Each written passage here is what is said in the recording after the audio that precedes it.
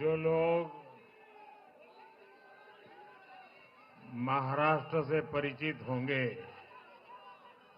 उन्हें पता होगा कि वहां पर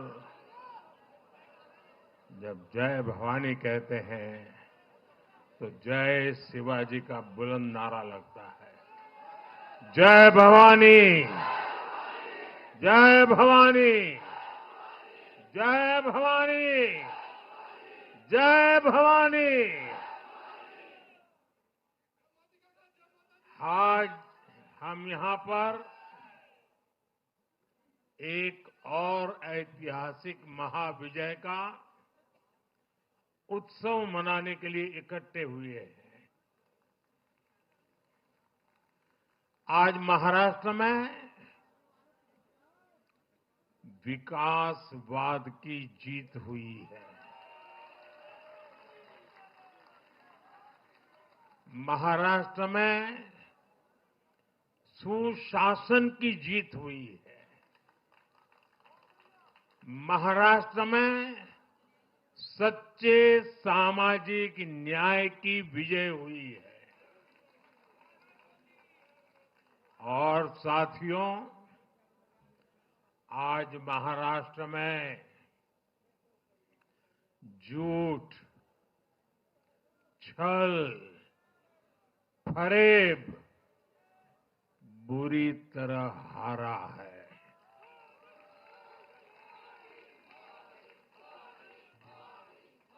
विभाजनकारी ताकतें हारी है। आज नेगेटिव पॉलिटिक्स की पराजय हुई है। आज परिवारवाद की हार हुई है। आज महाराष्ट्र ने विकसित भारत के संकल्प को और मजबूत किया है। मैं देश भर के भाजपा के, एनडीए के सभी कार्यकर्ताओं को बहुत बहुत बधाई देता हूं, उन सबका अभिनंदन करता हूं।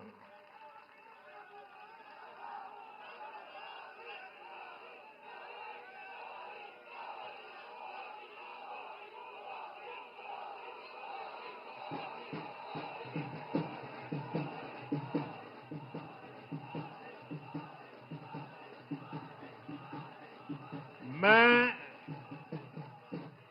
श्री एकनाथ शिंदे जी, मेरे परम मित्र देवेंद्र फडणवीस जी, भाई अजीत पवार जी, उन सब की भी भूरी भूरी प्रशंसा करता हूं। साथियों, आज देश के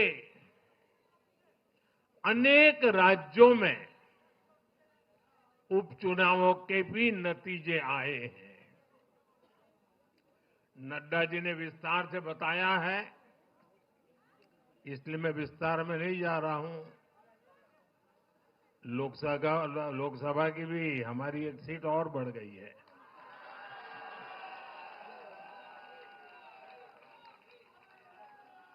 यूपी, उत्तराखंड और राजस्थान ने भाजपा को जमकर समर्थन दिया है। असम के लोगों ने भाजपा पर फिर एक बार भरोसा जताया है। मध्य प्रदेश में भी हमें सफलता मिली है। बिहार में भी एनडीए का समर्थन बढ़ा है। ये दिखाता है कि देश अब सिर्फ और सिर्फ विकास चाहता है।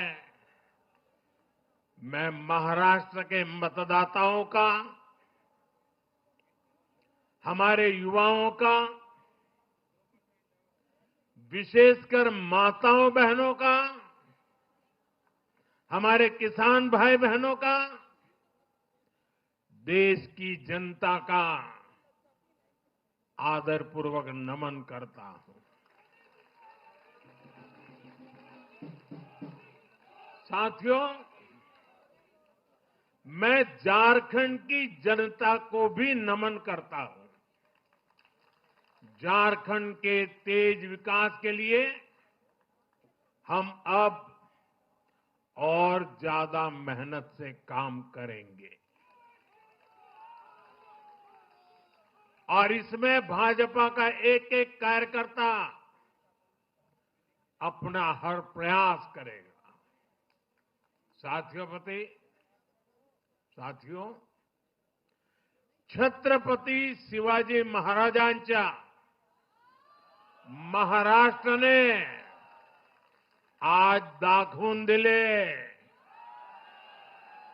तुष्टीकरणाचा सामना कसा करायचा।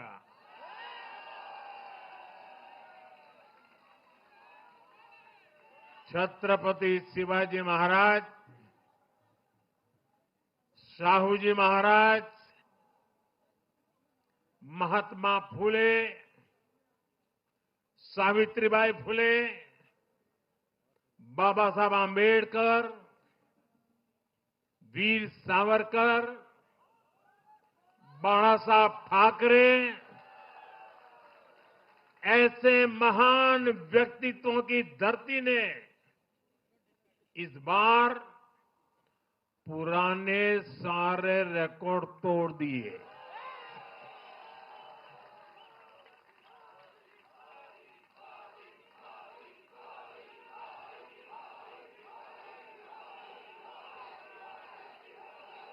और साथियों, बीते 50 साल में किसी भी पार्टी या किसी भी प्री पोल अलायंस के लिए ये सबसे बड़ी जीत है। 50 साल के बाद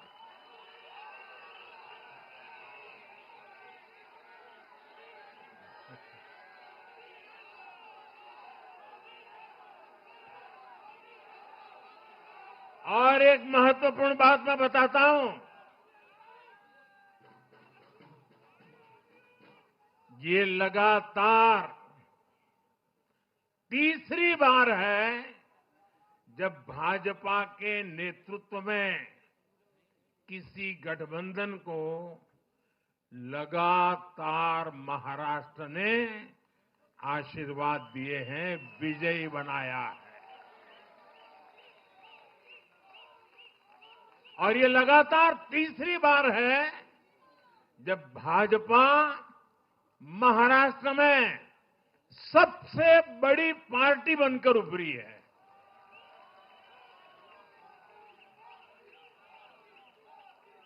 साथियों, ये निश्चित रूप से ऐतिहासिक है। ये भाजपा के गवर्नेंस मॉडल पर मुहर है।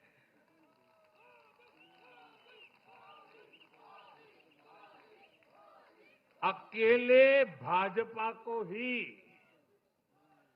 कांग्रेस और उसके सभी सहयोगियों से कहीं अधिक सीटें महाराष्ट्र के लोगों ने दी है।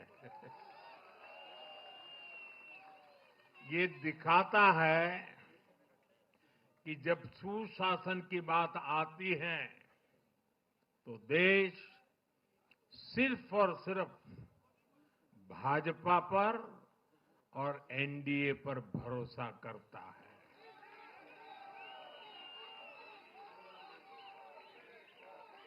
साथियों, एक और बात है जो आपको और खुश कर देगी। महाराष्ट्र देश का छठा राज्य है जिसने भाजपा को लगातार 3 बार जनादेश दिया है।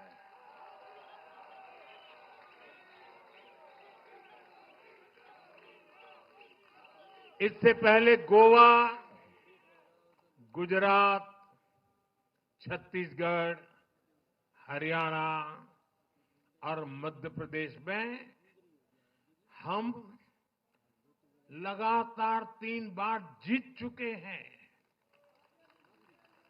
और बिहार में भी एनडीए को 3 बार से ज्यादा बार लगातार जनादेश मिला है और 60 साल के बाद आपने मुझे तीसरी बार मौका दिया, ये तो है ही है।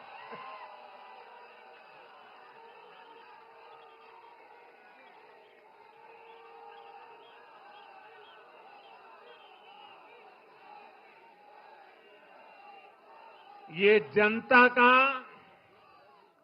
हमारे सुशासन के मॉडल पर विश्वास है और इस विश्वास को बनाए रखने में हम कोई कोर कसर बाकी नहीं रखेंगे।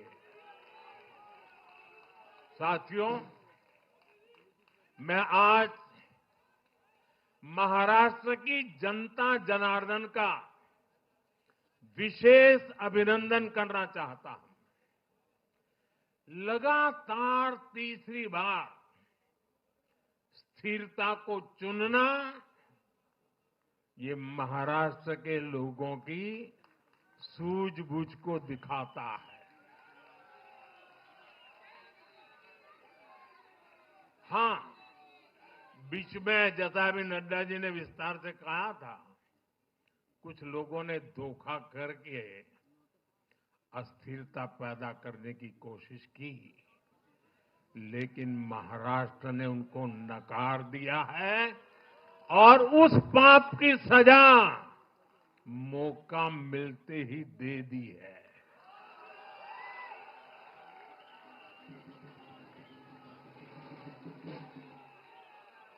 साथियों, महाराष्ट्र इस देश के लिए एक तरह से बहुत महत्वपूर्ण ग्रोथ इंजन है। इसलिए महाराष्ट्र के लोगों ने जो जनादेश दिया है, वो विकसित भारत के लिए बहुत बड़ा आधार बनेगा। वो विकसित भारत के संकल्प की सिद्धि का आधार बनेगा। साथियों, हरियाणा के बाद महाराष्ट्र के चुनाव का भी सबसे बड़ा संदेश है एकजुटता। एक है तो एक है तो एक है तो ये आज देश का महामंत्र बन चुका है। कांग्रेस और उसको इकोसिस्टम, उन्होंने सोचा था कि संविधान के नाम पर झूठ बोलकर, आरक्षण के नाम पर झूठ बोलकर एससी, एसटी, ओबीसी को छोटे छोटे समूह में बांट देंगे। वो सोचते थे सब बिखर जाएंगे। कांग्रेस और उसके साथियों की साजिश को महाराष्ट्र ने सिरे से खारिज कर दिया है। महाराष्ट्र ने डंके की चोट पर कहा है, एक है तो एक है तो एक है तो सेब है के भाव ने जाति, धर्म, भाषा और क्षेत्र के नाम पर लड़ाने वालों को सबक सिखाया है, सजा की है।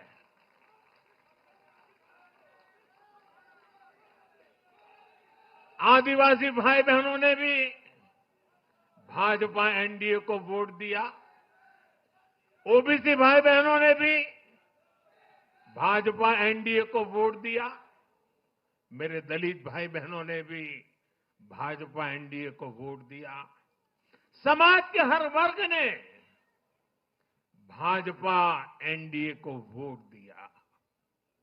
ये कांग्रेस और इंडी गठबंधन के उस पूरे इकोसिस्टम की सोच पर करारा प्रहार है, जो समाज को बांटने का एजेंडा चला रहे थे। साथियों,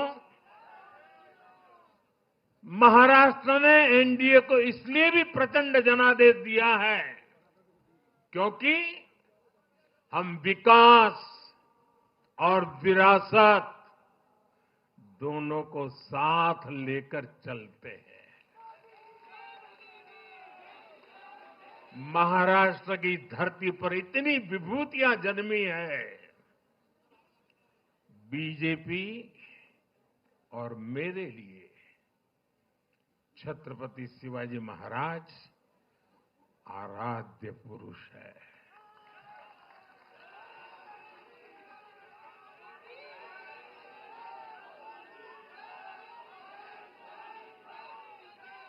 धर्मवीर छत्रपति संभाजी महाराज हमारी प्रेरणा है। हमने हमेशा बाबा साहब आंबेडकर, महात्मा फूले, सावित्रीबाई फूले, इनके सामाजिक न्याय के विचार को माना है। यही हमारे आचार में है, यही हमारे व्यवहार में है। साथियों, लोगों ने मराठी भाषा के प्रति भी हमारा प्रेम देखा है।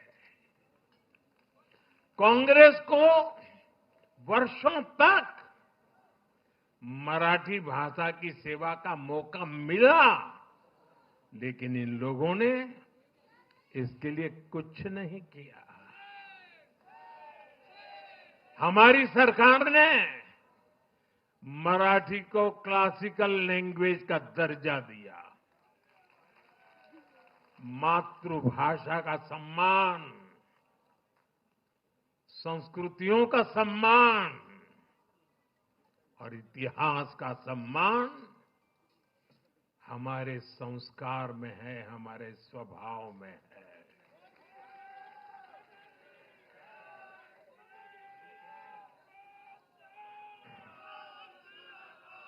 और मैं तो हमेशा कहता हूं, मातृभाषा का सम्मान मतलब अपनी मां का सम्मान।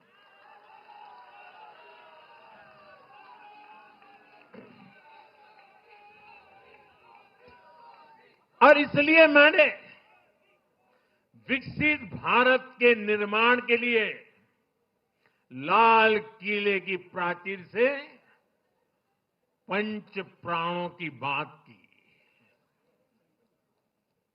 हमने इसमें विरासत पर गर्व को भी शामिल किया। जब भारत विकास भी और विरासत भी इसका संकल्प लेता है तो पूरी दुनिया इसे देखती है। आज विश्व हमारी संस्कृति का सम्मान करता है। क्यों? क्योंकि हम इसका सम्मान करते हैं। अब अगले 5 साल में महाराष्ट्र विकास भी विरासत भी के इसी मंत्र के साथ तेज गति से आगे बढ़ेगा। साथियों, इंडी वाले देश के बदले मिजाज को नहीं समझ पा रहे हैं।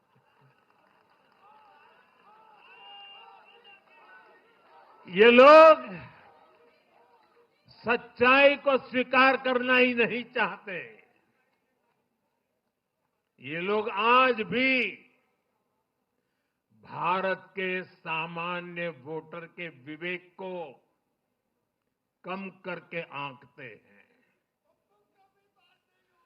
देश का वोटर, देश का मतदाता अस्थिरता नहीं चाहता। देश का वोटर नेशन फर्स्ट की भावना के साथ है। जो कुर्सी फर्स्ट का सपना देखते हैं, उन्हें देश का वोटर पसंद नहीं करता। साथियों, देश के हर राज्य का वोटर दूसरे राज्यों की सरकारों का आकलन भी करता है। वो देखता है कि जो एक राज्य में बड़े बड़े प्रॉमिस करते हैं, उनकी परफॉर्मेंस दूसरे राज्य में कैसी है।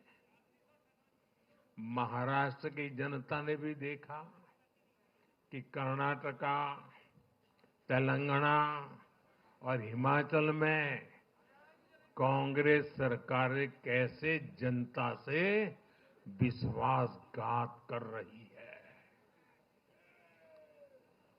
ये आपको पंजाब में भी देखने को मिलेगा।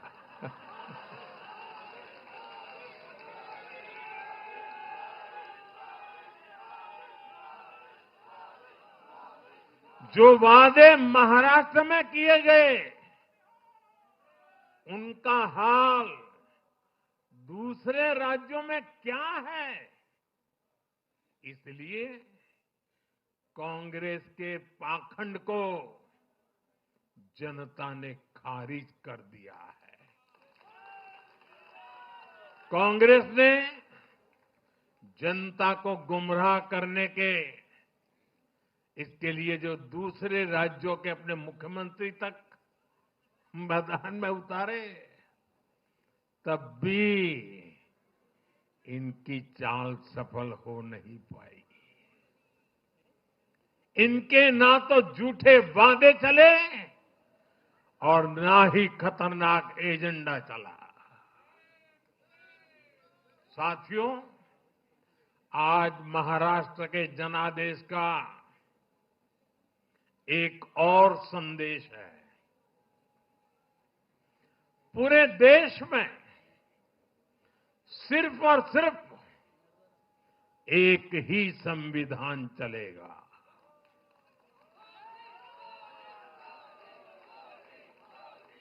वो संविधान है बाबा साहब आम्बेडकर का संविधान, भारत का संविधान। जो भी सामने या पर्दे के पीछे देश में दो संविधान की बात करेगा, उसको देश पूरी तरह से नकार देगा। कांग्रेस और उसके साथियों ने जम्मू कश्मीर में फिर से आर्टिकल 370 की दीवार बनाने का प्रयास किया।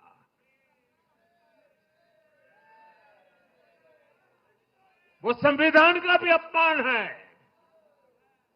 महाराष्ट्र ने उनको साफ साफ बता दिया कि ये नहीं चलेगा। अब दुनिया की कोई भी ताकत, और मैं कांग्रेस वालों को कहता हूं, कान खोल के सुन लो,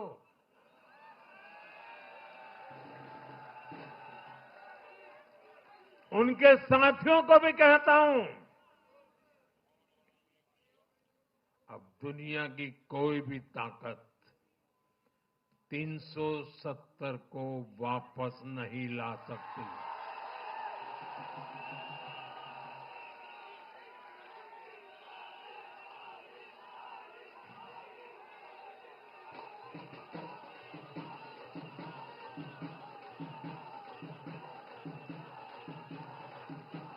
साथियों, महाराष्ट्र के इस चुनाव ने इंडी वालों का या गाड़ी वालों का दो मुहा चेहरा भी देश के सामने खोल करके रख दिया है। हम सब जानते हैं बाला साहब ठाकरे का इस देश के लिए, समाज के लिए बहुत बड़ा योगदान रहा है। कांग्रेस ने सत्ता के लालच में उनकी पार्टी के एक धड़े को साथ में तो ले लिया, तस्वीरें भी निकाल दी, लेकिन कांग्रेस का कोई नेता बाला साहब ठाकरे की नीतियों की कभी भी प्रशंसा नहीं कर सकती।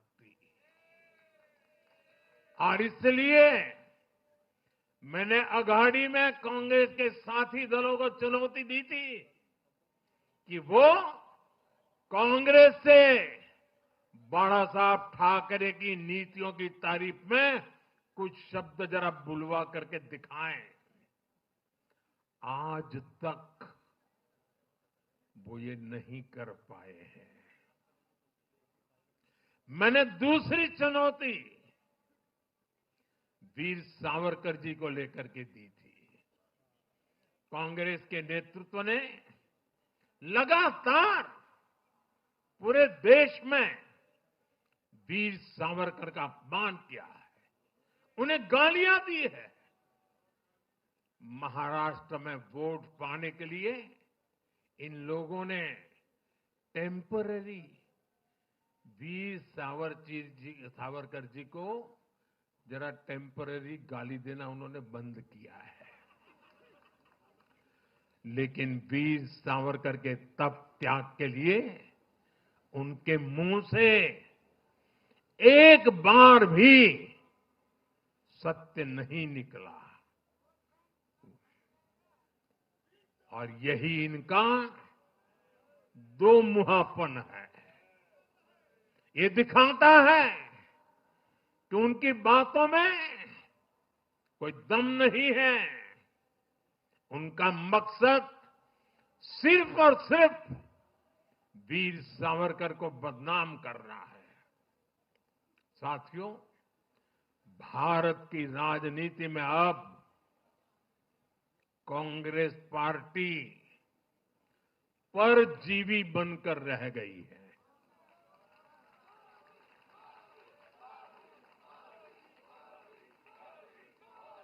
कांग्रेस पार्टी के लिए अब अपने दम पर सरकार बनाना लगातार मुश्किल हो रहा है।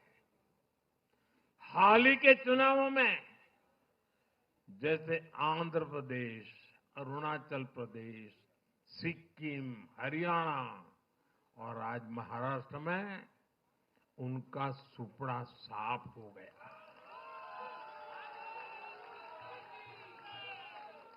कांग्रेस की घिसी पीटी विभाजनकारी राजनीति फेल हो रही है, लेकिन फिर भी कांग्रेस का अहंकार देखिए।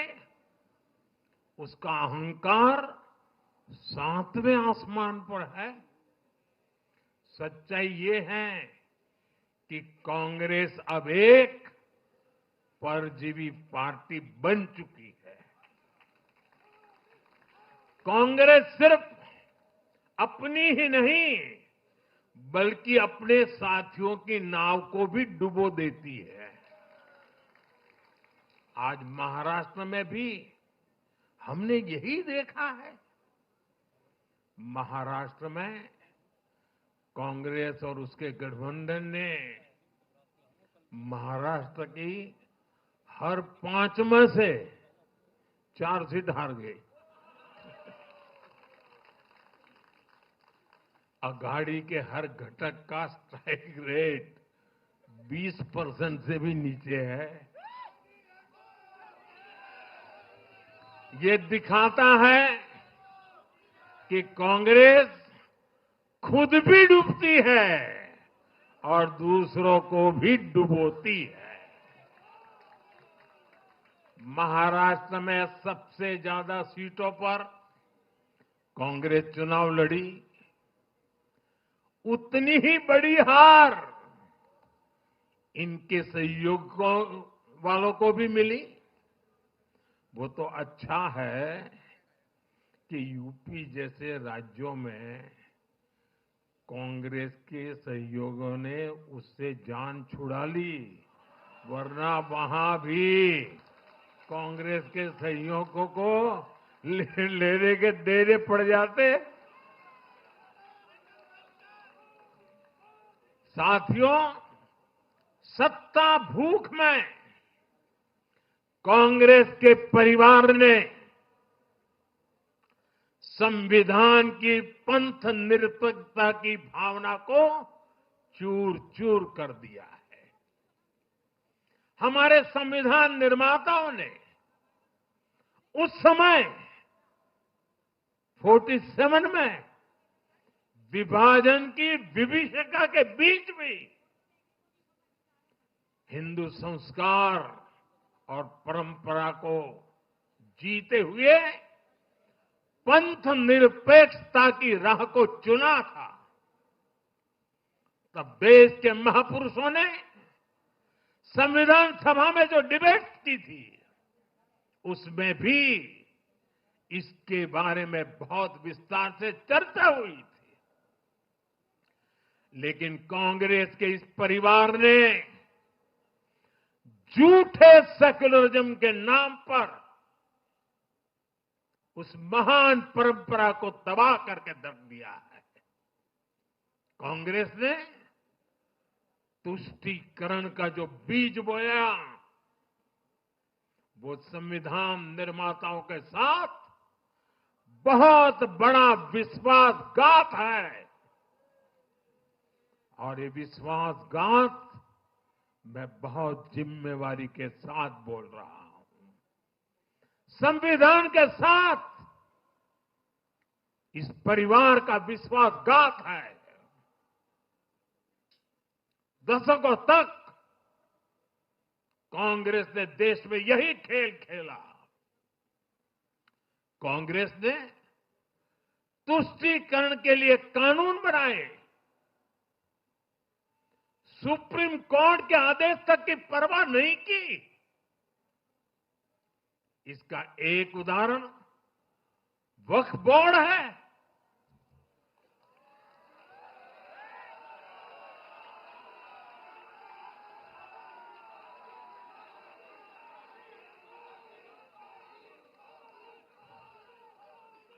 दिल्ली के लोग तो चौंक जाएंगे।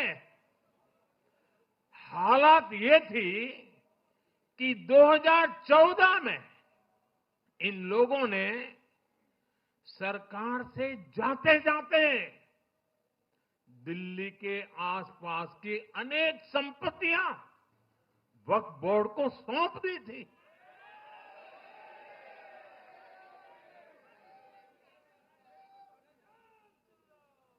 बाबा साहब आंबेडकर जी ने जो संविधान हमें दिया है ना, जिस संविधान की रक्षा के लिए हम प्रतिबद्ध है, संविधान में वक्फ कानून का कोई स्थान ही नहीं है।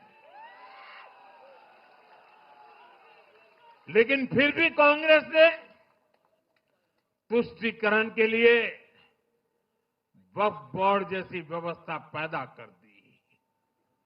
ये इसलिए किया गया ताकि कांग्रेस के परिवार का वोट बैंक बढ़ सके। सच्ची पंथ निरपेक्षता को कांग्रेस ने एक तरह से मृत्यु दंड देने की कोशिश की है।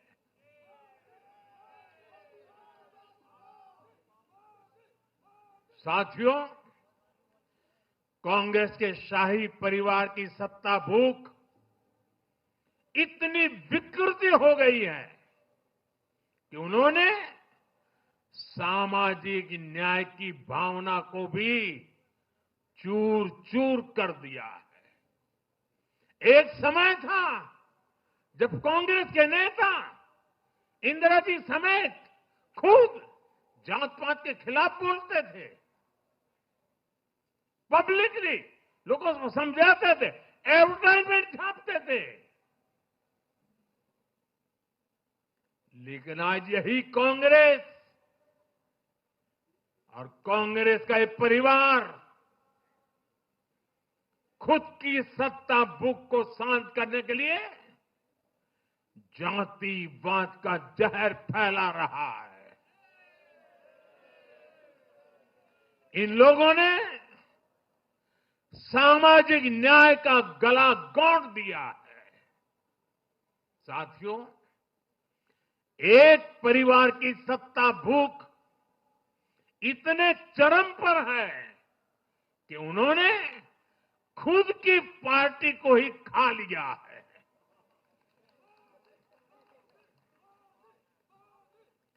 देश के अलग अलग भागों में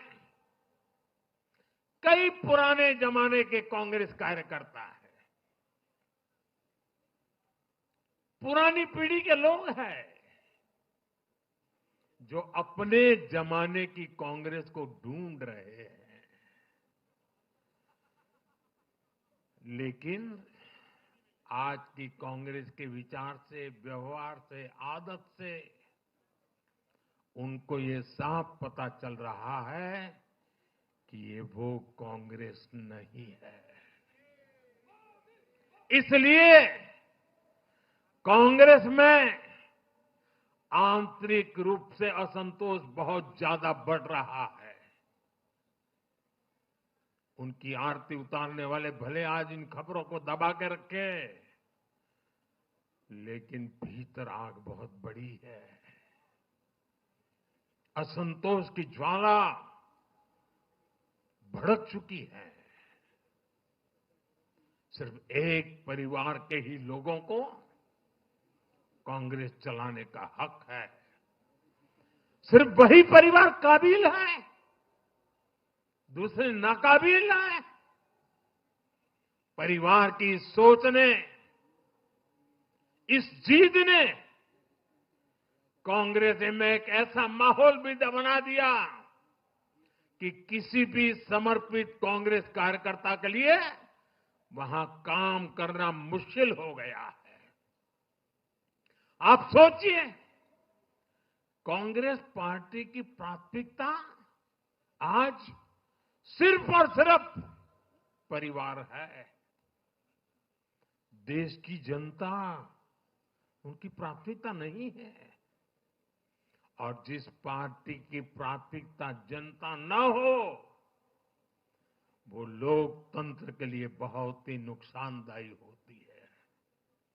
साथियों, कांग्रेस का परिवार सत्ता के बिना जी नहीं सकता। चुनाव जीतने के लिए लोग कुछ भी कर सकते हैं। दक्षिण में जाकर उत्तर को गाली देना, उत्तर में जाकर के दक्षिण को गाली देना, और विदेश में जाकर देश को गाली देना।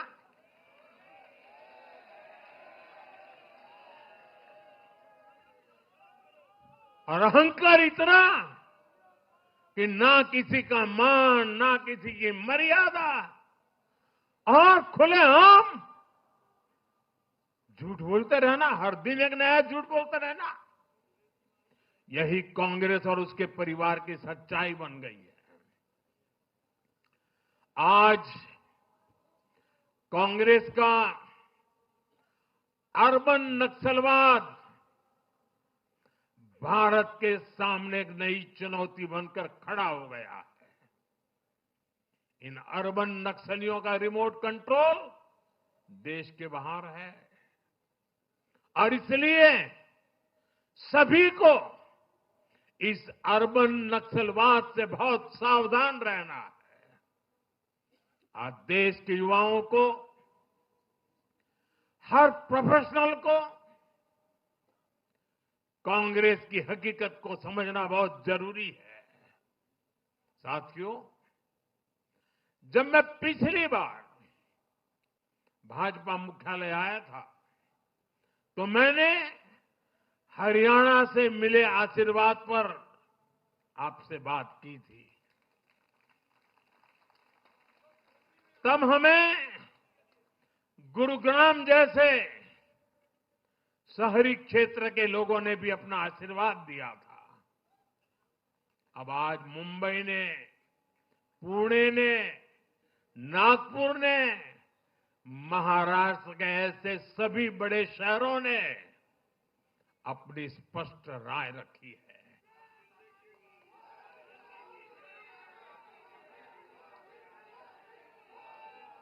शहरी क्षेत्रों के गरीब हो, शहरी क्षेत्रों के मिडिल क्लास हो, हर किसी ने भाजपा का समर्थन किया है और एक स्पष्ट संदेश दिया है। यह संदेश है आधुनिक भारत का, विश्व स्तरीय शहरों का। हमारे महानगरों ने विकास को चुना है, आधुनिक इंफ्रास्ट्रक्चर को चुना है और सबसे बड़ी बात, उन्होंने विकास में रोड़े अटकाने वाली राजनीति को नकार दिया है। आज बीजेपी हमारे शहरों में ग्लोबल स्टैंडर्ड के इंफ्रास्ट्रक्चर बनाने के लिए लगातार काम कर रही है। चाहे मेट्रो नेटवर्क का विस्तार हो, आधुनिक इलेक्ट्रिक बसें हो, कोस्टल रोड और समृद्धि महामार्ग जैसे शानदार प्रोजेक्ट हो, एयरपोर्ट्स का आधुनिकीकरण हो, शहरों को स्वच्छ बनाने की मुहिम हो, इन सभी पर बीजेपी का बहुत ज्यादा जोर है। आज का शहरी भारत ईज ऑफ लिविंग चाहता है और इन सब के लिए उसका भरोसा बीजेपी पर है, एनडीए पर है। साथियों, आज बीजेपी देश के युवाओं को नए नए सेक्टर्स में अवसर देने का प्रयास कर रही है। हमारी नई पीढ़ी इनोवेशन और स्टार्टअप के लिए माहौल चाहती है। बीजेपी से ध्यान में रखकर नीतियां बना रही है, निर्णय ले रही है। हमारा मानना है कि भारत के शहर विकास के इंजन है। शहरी विकास से गांवों को भी ताकत मिलती है। आधुनिक शहर नए अवसर पैदा करते हैं। हमारा लक्ष्य है कि हमारे शहर दुनिया के सर्वश्रेष्ठ शहरों की श्रेणी में आए और बीजेपी एनडीए सरकारें इसी लक्ष्य के साथ काम कर रही है। साथियों, मैंने लाल किले से कहा था कि मैं 1 लाख ऐसे युवाओं को राजनीति में लाना चाहता हूं जिनके परिवार का राजनीति से कोई संबंध नहीं। आज एनडीए के अनेक ऐसे उम्मीदवारों को मतदाताओं ने समर्थन दिया है। मैं इसे बहुत शुभ संकेत मानता हूं। साथियों, अरे चुनाव आएंगे जाएंगे, लोकतंत्र में जय पराजय भी चलती रहेगी, लेकिन भाजपा का एनडीए का ध्येय सिर्फ चुनाव जीतने तक सीमित नहीं है। हमारा ध्येय सिर्फ सरकार बनाने तक सीमित नहीं है। हम देश बनाने के लिए निकले हैं। हम विकसित भारत बनाने के लिए निकले हैं। भारत का हर नागरिक, एनडीए का हर कार्यकर्ता, भाजपा का हर कार्यकर्ता दिन रात इसमें जुटा है। हमारी जीत का उत्साह हमारे इस संकल्प को और मजबूत करता है। हमारे जो प्रतिनिधि चुनकर आए हैं वो इसी संकल्प के लिए प्रतिबद्ध है।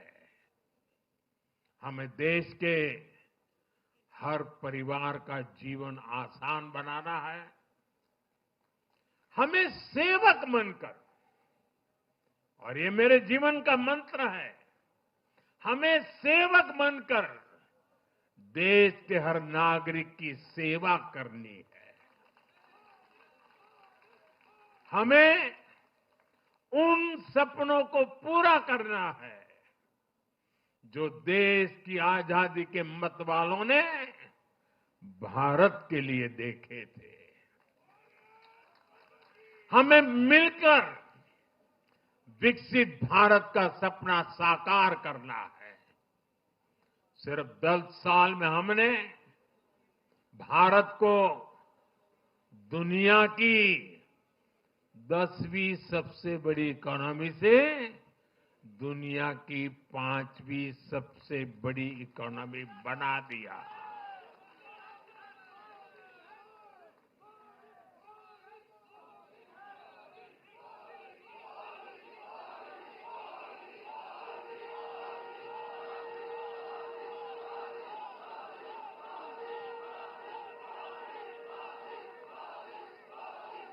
किसी को भी लगता, अरे मोदी जी 10 में से 5 पर पहुंच गए, अब तो बैठो आराम से।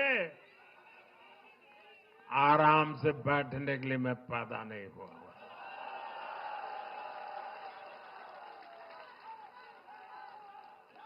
वो दिन दूर नहीं जब भारत दुनिया की तीसरी सबसे बड़ी अर्थव्यवस्था बन के रहेगा।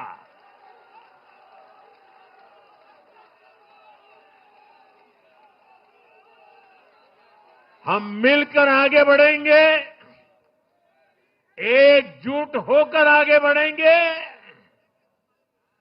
तो हर लक्ष्य पाकर रहेंगे। इसी भाव के साथ एक है तो